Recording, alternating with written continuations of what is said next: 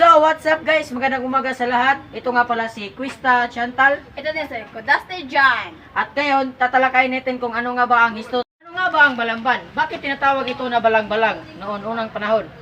Ang balang-balang ito ay nagmula sa isang lokal ritual o gawain ng mga katutubo kung saan nagdidikit o nag-aakway sila sa kanilang mga braso upang magsilbing upuan. Gaano nga ba kalaki? Halika dito sa lumang municipal ang sentro ng pamalaan kung saan natatagpuan ang opisina ng Mayroon Silapan Taga-Tanggap. Ito nga pala ang bagong municipality ng Balamban ay isang first class municipality ng lalawigan ng Cebu. Ito ay may kabundukan, kapatagan, ilog at baybayin. Kaya angkop ito sa agricultural at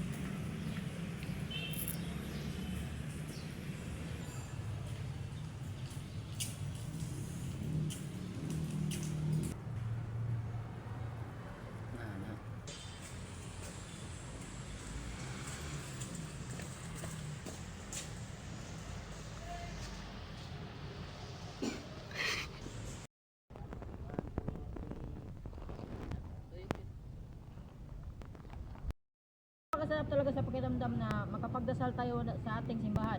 Kaya tara, samahan nyo naman ako. Igagala ko naman kayo sa magandang pasyalan dito sa Balamban.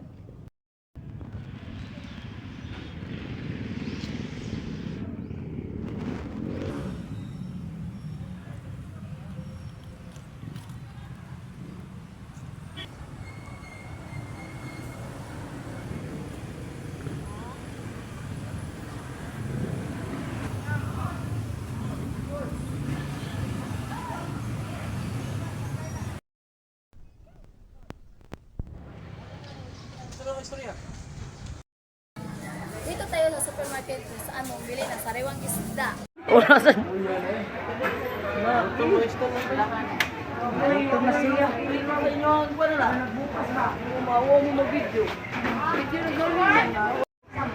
Coba po mo eh? Dito pala bumili ang mga tao ng karne at iba pang mga kailangan.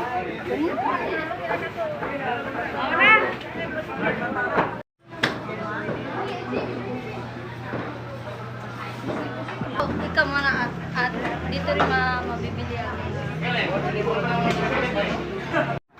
halina tayo sa pamilya ng gulayan.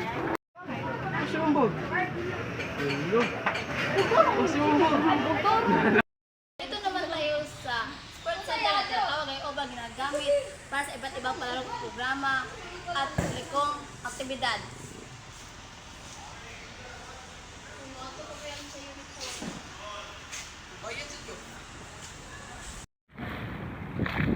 At dito nga pala yung pantalan. Dito pwede kayong gumala dahil maganda ditong galaan, lalo na paggabi. Kaya tara, samahan niyo ko.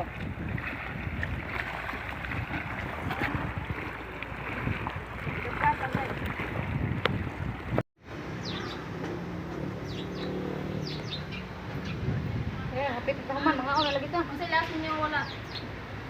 Balang-balang. Katong balang-balang, ang katong balay ito. Kato ka na. Basig asa lang tapos hindi mo ka Balang-balang naman diri. na napa ko din katong balang balang.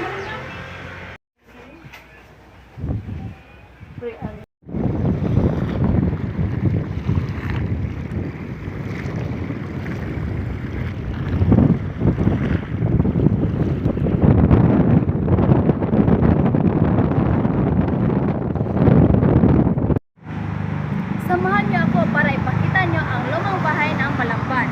Ang lumang bahay ng Angkanang San Jebinghay ay itinayo noong 1921 sa Balamban, Cebu.